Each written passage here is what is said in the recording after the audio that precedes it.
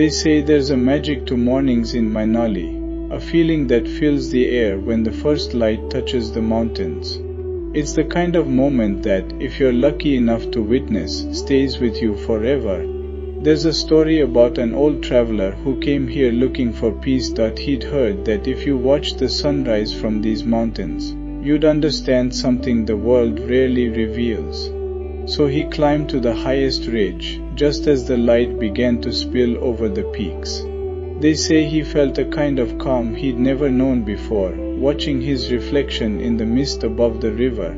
In that silence, he found what he didn't even know he was looking for: the river, the mountains. It was like they were welcoming him into something timeless.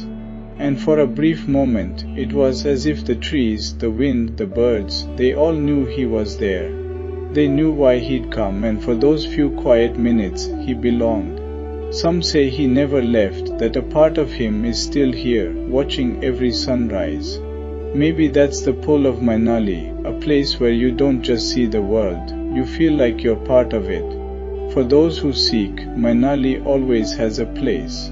And maybe, just maybe, that's the magic of mornings here, finding a place to belong, even if only for a moment.